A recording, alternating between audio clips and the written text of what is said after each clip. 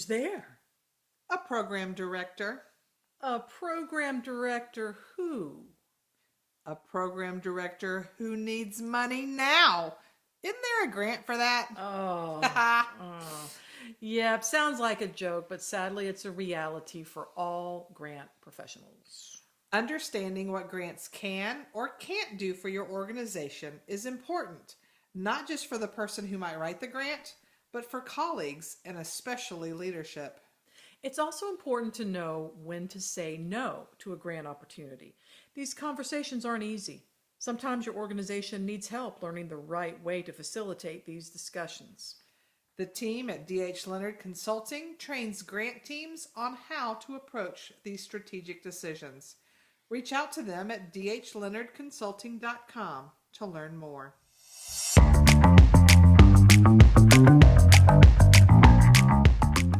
Hello there. I'm Kimberly Haysemuga. And I'm Amanda Day.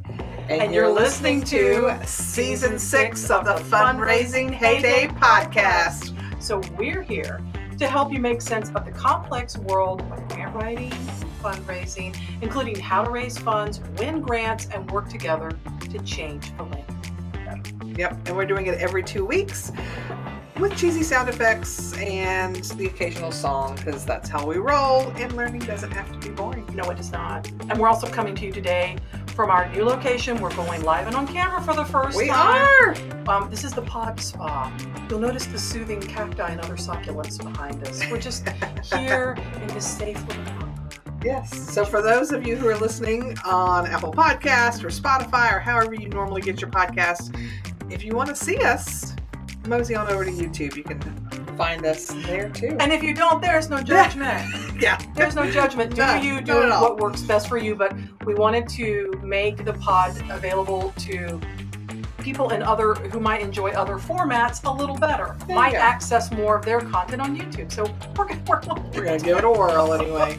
Here we are. Yes, succulents. We have succulents and candles. Come on down. This podcast is brought to you by our Season 6 sponsor, D.H. Leonard Consulting and Grant Writing Services. Their team can help make grants less stressful by assisting you with grant readiness and training, grant research, grant writing, mock review, as well as providing numerous DIY resources, guides, and templates. Don't let grants stress you out. Did you know that with every Fundraising Heyday episode, we create a coordinating blog post on their website, dhleonardconsulting.com. Check it out today. Well, welcome to Season 6, everybody. We are so thrilled that you're here with us, dear listeners. And man, what a season do we have lined up Yep. for you? Because in addition to interviews with thought leaders in our field, because of course we're going to bring those to you as well, we have so much to celebrate this year. That's right. 2023 is just a big old year for Fundraising Heyday. In February of 2023, we are celebrating our 100th episode. Woo! Talk about things you never thought were going to happen. 100 episodes of our shenanigans and extraordinarily professional behavior and talking about serious topics. There were some of those. Then in November, Amanda and I will be celebrating with you our 5th anniversary 5 years of podcasting. So if you may remember, let's go back in time. We dropped our entire first season in November of 2018. Yep. And we've been going strong ever since. Yep. That's largely in part to our wonderful title season sponsor, D.H. Leonard Consulting, who has been with us since season 2. So that's some dedication. Some dedication, pity, we don't care. We're just excited. And there are many, many, many other companies and individuals who have placed ads with us. And most importantly, you, dear listeners, who have listened to us and made cookies with our logo on them to give to us, Maureen stuff. That was so awesome. And all sorts of things. Yes. And leading up to our 100th episode, which is going to drop on February 3rd, we would love to hear from you. Yes. We would love to hear from you, dear listeners. So let us know maybe a favorite topic we have already covered.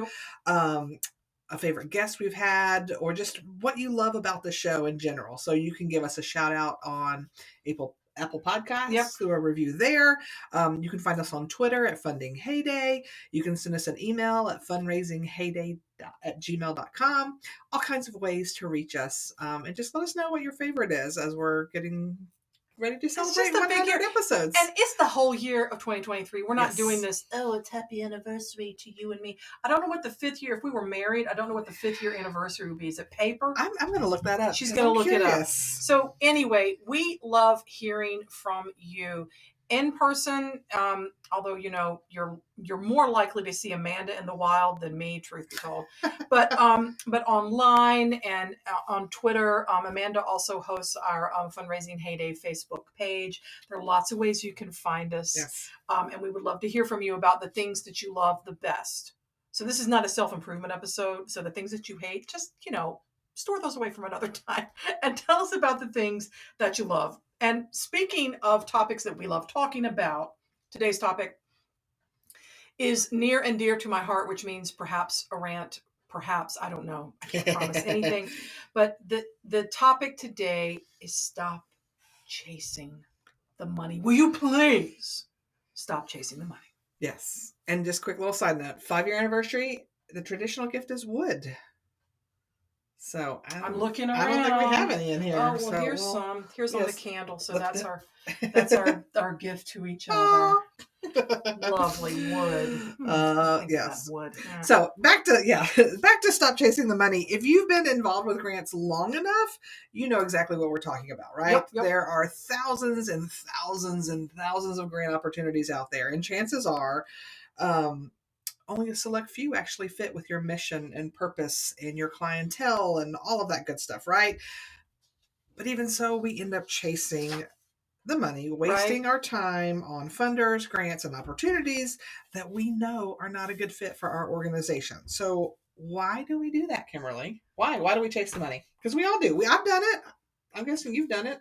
I did it in my younger years, yes, and now we didn't know better. I feel like it's my full-time job to help clients, talk clients out of. Sometimes I feel like I talk clients out of going for grants more often than I'm like, let's do it.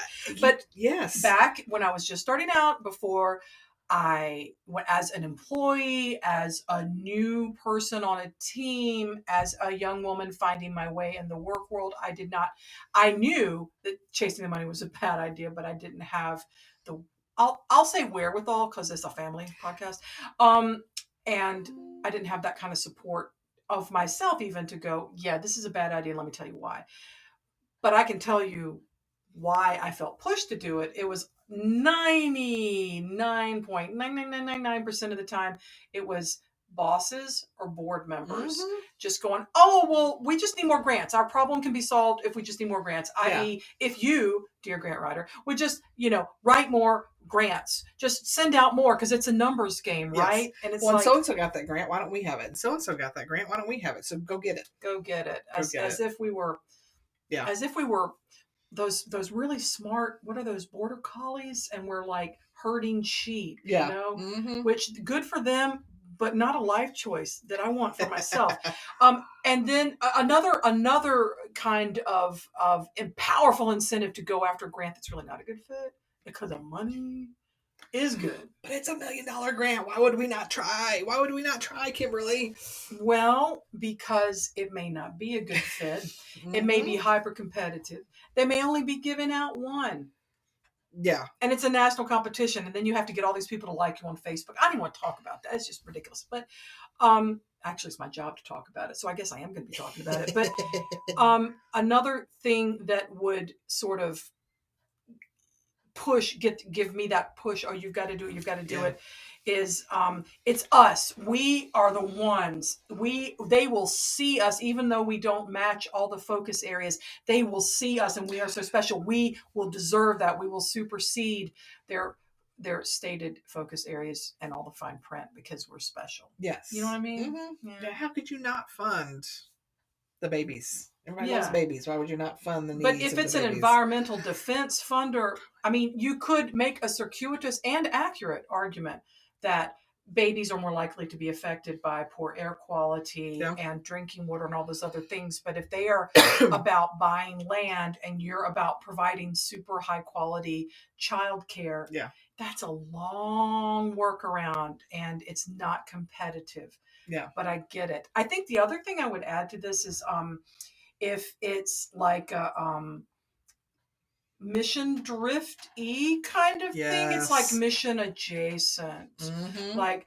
oh, well, I'm back to the kids thing, and it's like, well, we provide after school programs and summer camps, so we should have a bookmobile.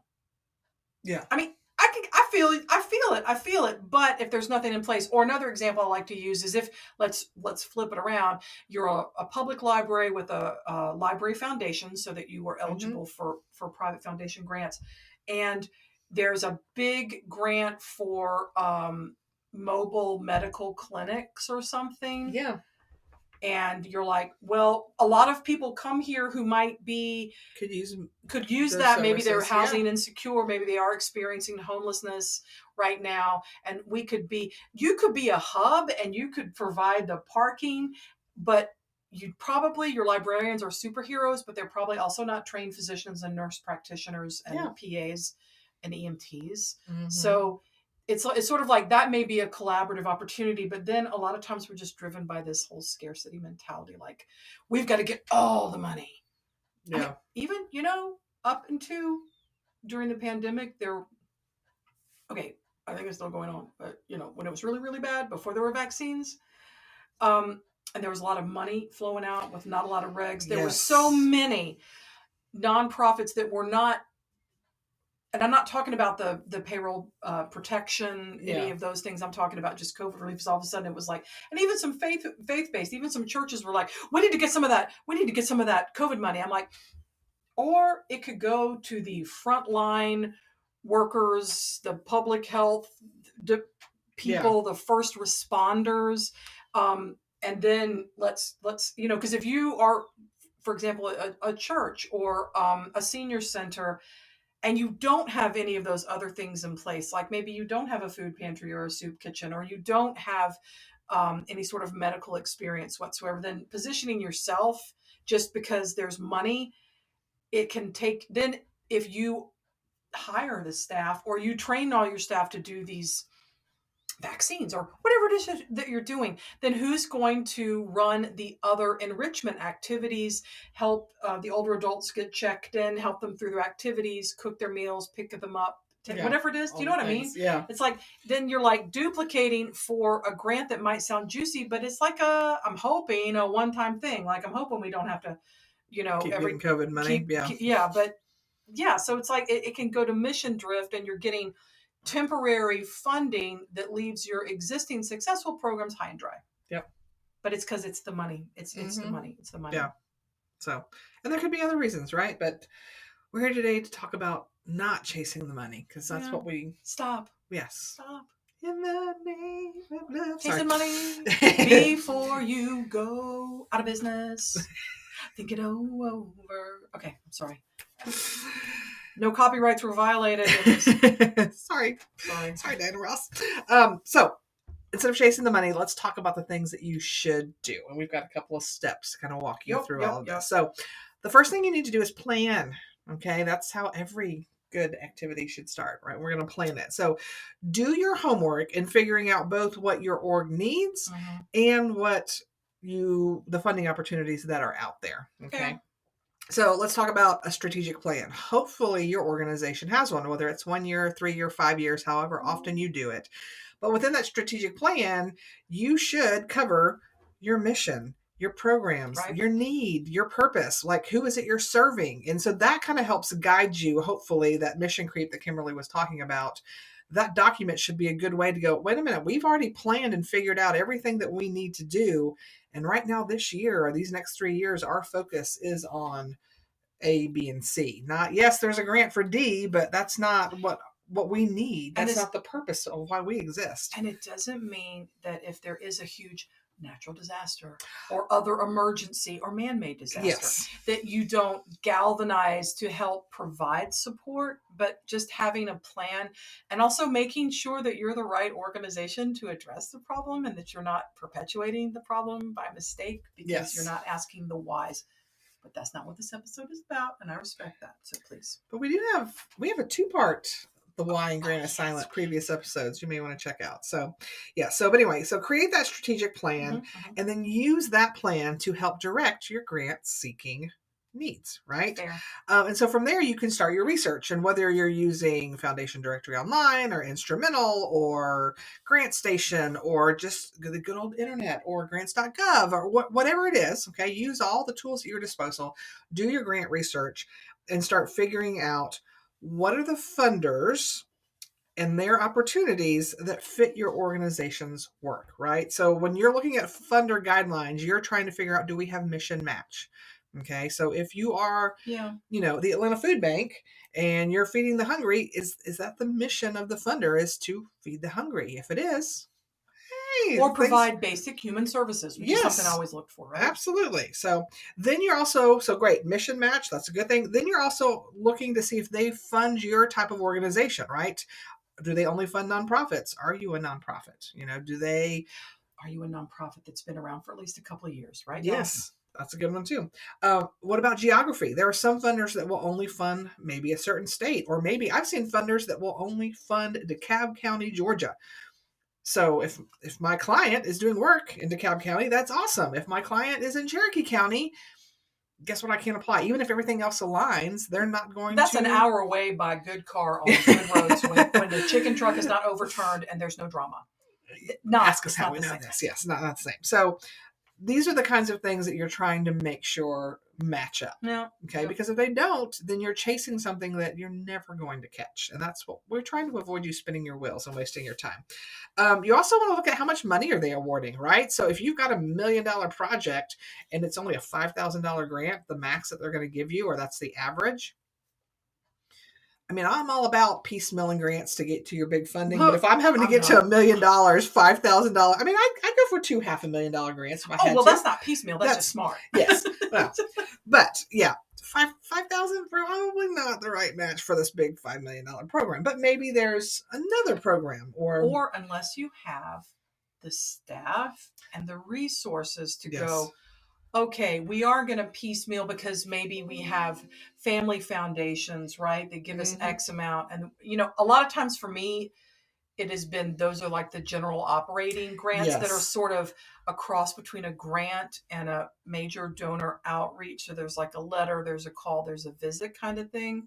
So I'm not saying don't ignore them, but if you have a big project that you're trying to fund through mainly grants, let's go for the big ticket. The bigger the ticket grant, the better, as long as it's a good fit for your scope and you can handle the reporting. I'd rather write 2 $500,000 grants than $110,000 grants. Math.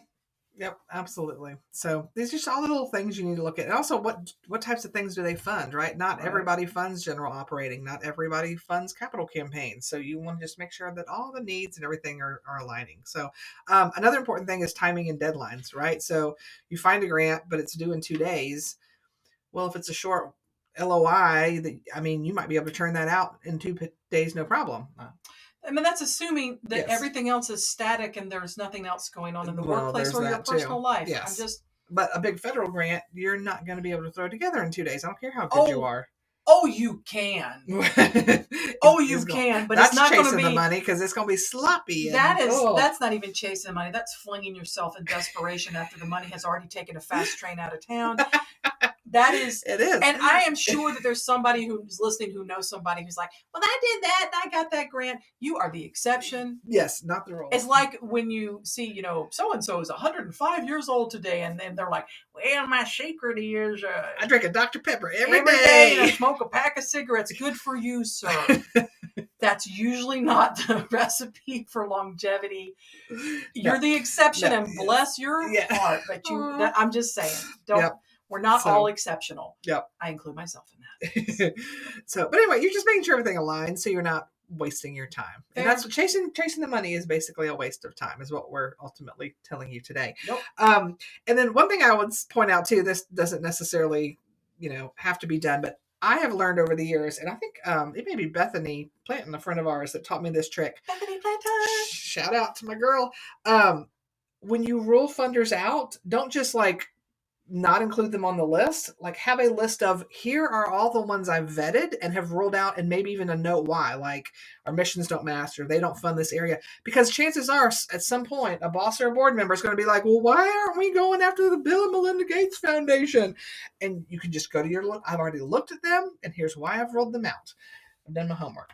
I actually use, again, because this is not my first rodeo, spend a lot of time going, if you're doing a prospect research analysis, different people call it different things, researching grant opportunities. Mm-hmm. There's like the big, long, scary list of everything using basic keywords. Yes. Then there's going through that list. And I know y'all know this, but I'm saying I'm in total agreement with Bethany. And in fact, I've worked with Bethany on some prospect research projects, and it's like, here's the long list. Here's the shorter list. Here are the recommendations. Sometimes they're color coded. Mm-hmm. And within these are the ones I think are the best fit. Then they're individual profiles and, things to move forward. But there's also that, because people just like to, because I feel like the people listening to us are the ones having to explain to people they report to. Yes. Stop chasing the money. And it's like, think about your resources. You want to go for the best fits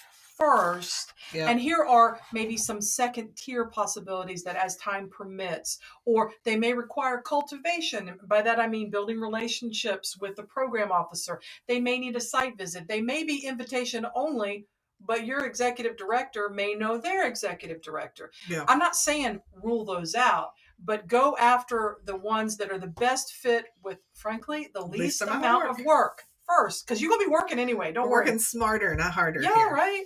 But keep a record of that. And in fact, I even have with one of my clients, they have some board members who are convinced that that they don't need to fundraise. They'll merely provide lists of corporate foundations from all over the country with whom they have no relationships. And that'll be the way to get more money. I have thoughts and feelings about that, but I was like, fair enough. I will sit down and do it's a form, and there's a series of questions, and so then there's a document. Yes. So it depends on your work environment and whether or not you need that. But that's sort of building onto Amanda's, don't rule those out. Mm-hmm. And also, if it's a new foundation, don't rule them out after just one try. I'm not saying chase the money, but I'm like, maybe two, possibly three grant cycles before you would rule someone out if they're a potential new funder. Yeah. So it's not just go for the easy stuff and forget the rest, but it's like document, because unfortunately you can just burn through some time trying to educate someone. So if there are documents and things that will make your educational outreach easier, yeah, it's worth the time. Well, and document, because you're not going to remember, like some of them you'll remember why, because again, the Bill and Melinda Gates Foundation, that's a big one. You're going to remember why that didn't work. But when they come back to you about, well, what about the Bertrice Chisholm III and Son Jr. Foundation? I'm like, I don't remember looking at that one. Why did I roll it out? Well, you want to have that note. So stopping the chasing the money can be a lot about education and documentation, so that you're not having to go, oh, well, let me get back to you. It's like, boom, here, mm-hmm. Look in your email. Here's the attachment. Here's done. A lot of times too, if you're going in, it kind of segues into the thing that I really strongly believe in, is developing a grants calendar. Yes. But a big part of that can be, here's what we're going for. Here are the ones that didn't make the priority list and why. It can be a spreadsheet, although there are plenty of online applications and platforms to help you through this process. Plenty, and they're great. But I mean, it's just keeping your notes as you go can really help save so much time when you're putting together a grants calendar. And your boss, because y'all are all really cute, well accessorized, smart people. I can just tell, right? Yes. I can just tell. If you're if you're putting together a grants calendar, an argument could be, well, there are grants that come up out of the blue. I feel you, grants out of the blue, and it might look nice with a soft green background, like maybe a succulent or something. But if you build out what you know and start working toward that, you're just in a better position, right? Yes. Because things might pop up, and isn't that great? Yeah. But then you're not trust me, being last minute me for years and years, I was finally like, the adrenaline rush that I get from being last minute does not equal the exhaustion, doesn't overcome the exhaustion that I feel and the out of controlness. Yeah. Taking on too many things at once. So that's true. A grants calendar can really help you move through that. Yeah, right. It can. Absolutely. It'll also help you, but also help your boss, right? Mm-hmm. Because a lot of this is about educating up and about building the case. But then if you have a calendar and you've gone over it before, maybe you have weekly meetings. If you don't, maybe you should start. If you have clients, that's always a good thing too, because clients hire consultants because they don't have the capacity for grant writing or fundraising or strategic planning or whatever it is, right? Yeah. They either don't have the time capacity or the resources or the knowledge. That's why you're there. So having regular check-in meetings where you can present, hey, based on our research, here's what we agreed on, right? Mm-hmm. When there is something extra that comes up, then it's more like, hey, client or director or whoever it is, however you're working, here's what we have agreed to already. Here's this exciting new thing. Yeah. How can we fit it in? Yeah.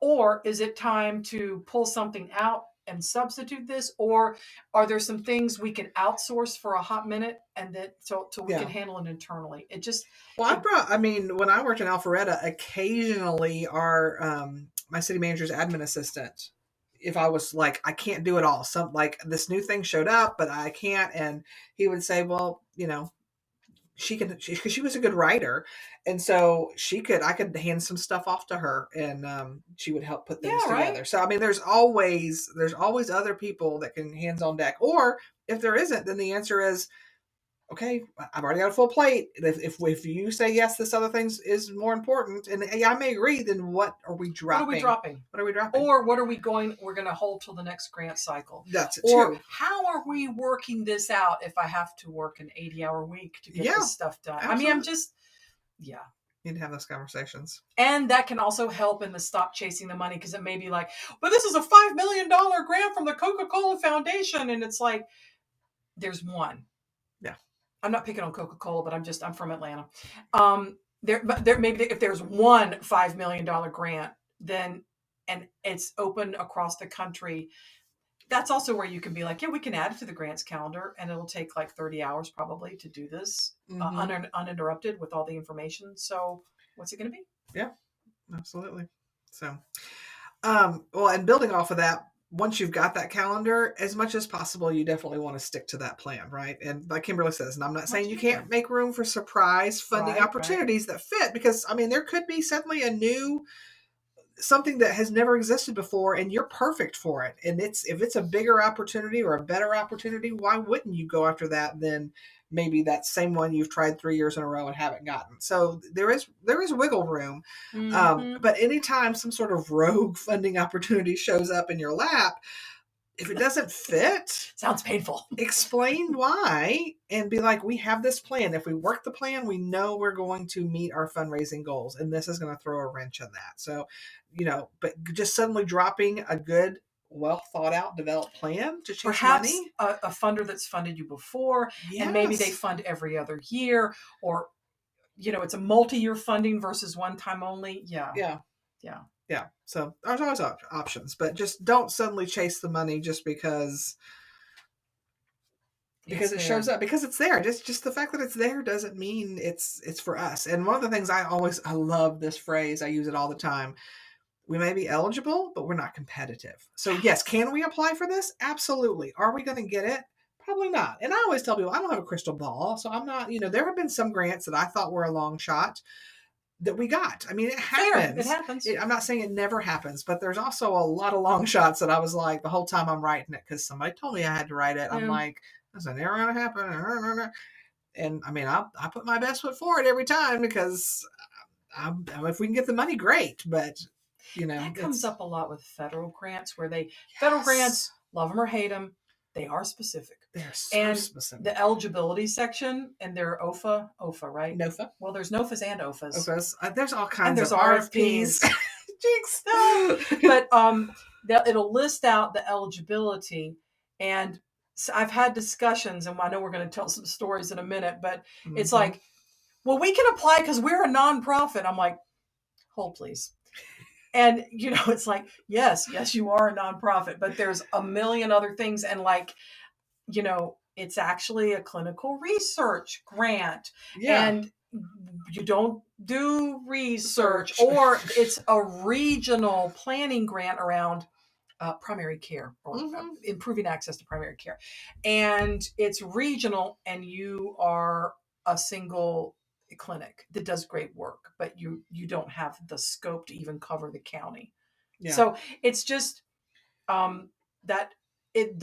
the bigger the possible grant award, and then the more general the eligibility, it plays right into your you're not competitive. And while I don't like the whole Hunger Games mentality around that gets built into grant seeking, you do want to be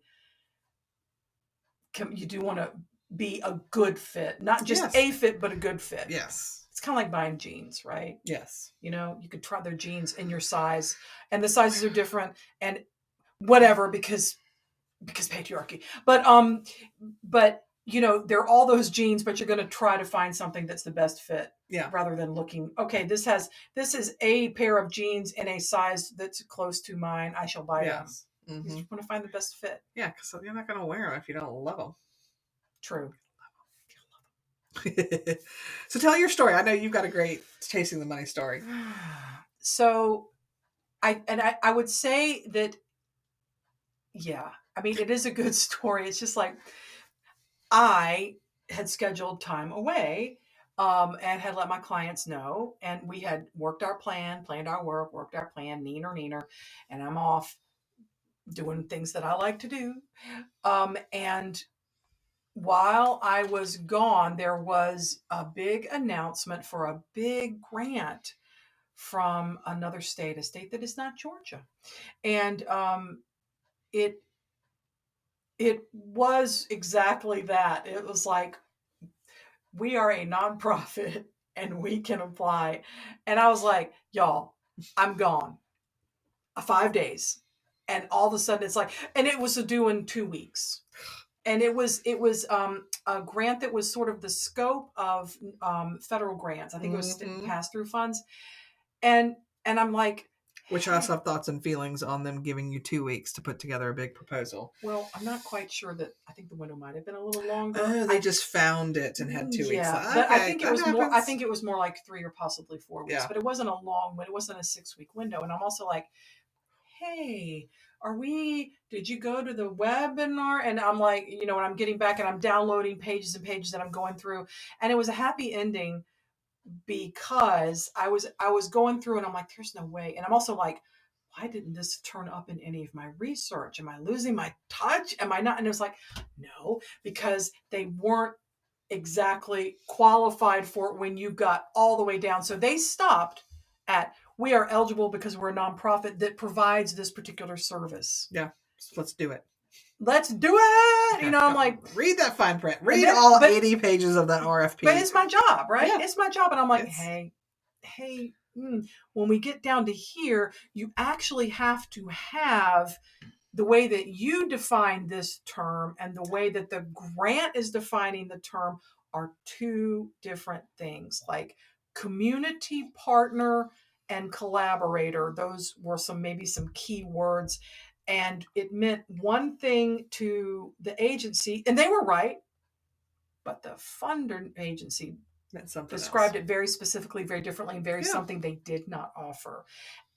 They're both right, but the funder was setting the rules for this grant. But so it was an awkward, I felt like the cold wind of doom, but then I often feel like that. But I was like, thank you. But I also didn't want to shut down the enthusiasm of searching for opportunities. Yeah. But I'm also like, I feel you searching for opportunities, but we've got 10 really good grants that are due between now and the end of the year. And we'll just keep looking at these, but let's don't pull the trigger unless you read all the way through. Yeah. Or unless you go to the technical webinar and ask, we provide this service and we are already funded by Grant X. Can we apply for Grant Y, which is another thing that happened.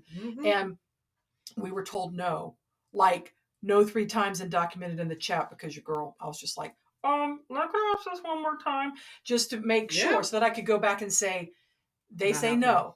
And if there's another agency that's using both of those grants for the same purpose, let's don't rock that boat. But I'm telling you, these folks this year at this time said no after I asked 3 times. So let's don't chase that money. And I mean, you could look at it the other way and go, yeah, Kimberly, chase that money and bill that client. But that's not how I want to operate. Yeah. I mean, that's just not, I don't want to take their money for something that they're not, they could slide something in, but it's going to turn up in the review. Exactly. That they have this other funding because they had to document other funding. You see what I'm saying? Well, that's what I always try to tell clients. I'm like, look, it behooves me to write more grants for you because I'm going to get paid more. So when I'm telling you it's not a fit, I promise you, I'm being honest, because I always tell my people, could I write this for you and charge you for it and you pay me? Absolutely. But are you going to get it? Probably not. And I don't want to waste your time. There is a privilege as consultants that we have that employees don't have. And I want to honor that. Yes. I'm privileged in many ways. And that is another one. Yeah. But as an employee, you can talk about the resources of your time. Absolutely. But I have talked to clients out. I'm like, I'm not going to take your money. I'm not going to sit here and take your money to write this grant because I just don't think it's going to be a really competitive proposal. Yeah. And that, also I'm real careful about who I work with. And if it's a couple of rounds of that, I'm like, this is just not a good fit. Exactly. I don't feel right. I don't feel right doing that. Well, I've got a client. You've got a client. I've got a story too. A client they provide primary care to folks who don't have access to health insurance or can't afford it, and have a great working relationship with both their executive director and their board. And for the most part, as long as they set their goals every year, and as long as I'm meeting them, we just move along like clockwork. They're not too picky about, well, are you going for this grant or this one or this one? As long as it's because she knows what she's doing, and they let her do it. And they know what they're doing, and they do the work, and they manage the grants, and they do a great job. You mean you don't go in and tell them how to treat their patients? I don't. But anyway, a grant opportunity that they had gotten an email about. The executive director emailed me, and it was through Wells Fargo. I can't remember the name of it, but it had to do with. It was a community health, but it was related to financial literacy and financial things, right? And so they sent it to me. I read all the guidelines, and it was one of those like just reading the blurb because it was talking about community health. You're like, hey, and it was nonprofits and it fit the geographic. But then once you started reading the 3 buckets of funding, there was nothing, they did not pay for anything medical health care related. And so I wrote back and I was like, hey, according to their guidelines, they don't fund your type of programming, so I suggest you pulling it out and quoting in the email? Because I will pull it out. Well, I'm like, you can, as it says. It's here. And so this time, for whatever reason, it must have been that the chairman of the board had seen this grant opportunity. So when the executive director told him we weren't, he was like, but I don't understand. And his thinking, which I don't disagree with in any way, shape, or form, but his thinking is it has to do with people's financial health. Yes. And if you cannot afford health care and you get sick and then you can't work, that's going to cause, and medical bills cause bankruptcy. And that's, I finally had to write him back and I said, I totally agree with you. And can we make that argument? Yes. But and then that's when I was quoting they basically were funding financial classes, financial training. I said, so, and that's not what we do. And I didn't want that mission creep, which they weren't saying, oh, we need to start doing this. But also the his argument logic was sound, but it was too far from what the funder was asking for. I mean, yes, the underpinnings, it's all related. Mm-hmm. And I also have thoughts and feelings about just picking out one part of the problem and thinking that it's going to solve everything, because no. Yeah. And his logic was sound, but it's like, that's not how funders work. They came back and said, okay. So, I mean, that was an easy, but sometimes it does take sometimes it's not just, oh, they take your word for it. Sometimes you have to walk through, well, here's our thinking. Well, got it. But now based on that, here's what the funder says. And so it goes back to education. It goes back to education and documenting the crap out of Yes. things so that you can, because the sad truth is that particularly if you're young or if you're a woman or a person of color or any combination thereof, you're not going to be taken as seriously as me walking in with my white lady silver hair thing I'm rocking and going, well, there's this, this, this, and this. And in my 25 years of experience, I've not seen this. I'm not ruling it out, but I think in your case, I don't want to waste your money. That's a real easy conversation for me to have now. Yeah. But 20 years ago, it was not. So having that, being the content expert, right? The subject matter expert on the grant, the providers, the volunteer providers and nurses and pharmacists at this primary care clinic are the experts in their field. You are the expert in your field, regardless of who you are and what you look like. This, if you are writing the grants, it is your job to be all over that fine print and being strategic in your thinking and being able to articulate that is one of the best ways I found to build my own confidence in what I know and move the whole grant seeking and fundraising process forward with logic and not emotions. Very true. And a lot of that just kind of comes down to documenting and just being ready to cut and paste and argue civilly. There we go.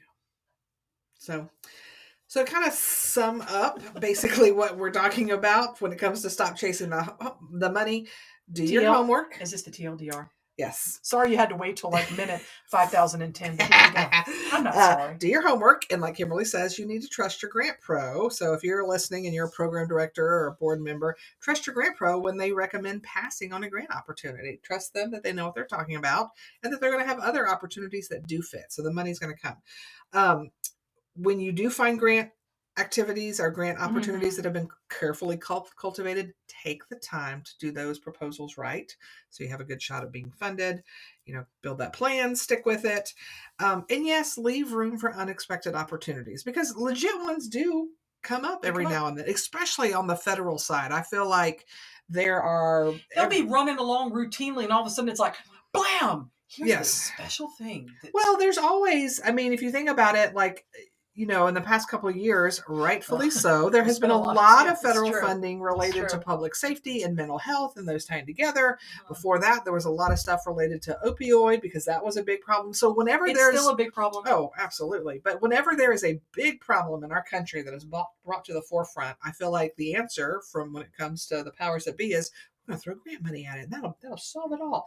So, there are going to be grants that you didn't know existed that suddenly are because Congress added it to a new bill. It can and happen, suddenly, but all the more reason to have your plan in place to go, yes, okay, we can do this if we move that around. And also, I am so not interested in staying up all night finishing any grant for anybody. Gosh, Straight never, up. never. That ship has sailed. Those days were never You know what? fun. I never even I think a couple of times I may have stayed at work late till like 6, 7, 8 o'clock at night. But I never did the pulled an all-nighter. But don't because you know people who are like, I almost do. like they take pride in it? Yeah. I'm like, I don't know if I would be so proud. Well, I just like my sleep too much because I don't function without it. No, and I don't do really good work if I don't have any sleep and I'm not properly caffeinated. No. But yeah, if that works for you, okay, but it may not work for you the way you think it is. Yes. And it may not be sustainable. But having the plan, then if you do have to super extend, the other things are already under control and in place. And so every grant is not this super stressful experience. Yeah. Right. Absolutely. And, that all just feeds into not chasing the money. If you have a plan, if you have a place at the table, frankly, in my opinion, you should be paid to be at the table, right? Because you're the one putting literal and metaphorical bread on the table, if you might, if I can use an ancient reference to money there, as a grant professional. So helping your organization learn about the importance of those kinds of steps and being the subject matter expert for your agency that's your employer or your clients will help them in the long run. It's not, maintaining a sane life is important as much as you possibly can, but also for the good, not only for the good of the organization, but the communities and the people and the trees and the animals and everything that they're trying to help, right? Yeah. It's going to go better if they're more efficient about raising that money. Yep. What she said, y'all. So,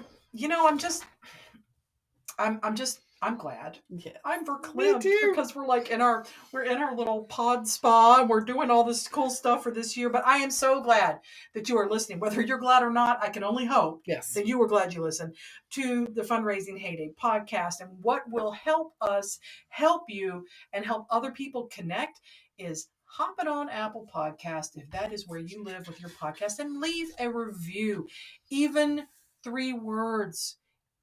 A 5-star rating would be so appreciated. You would join all the other people who have given us those ratings over the years. It helps so much in the weird algorithmic process of how our pod gets in front of people. If you don't listen on Apple Podcasts, that's fine. Listen on our website. Go to Podbean. Go to Spotify. And just tell your friends. Pop a link in there.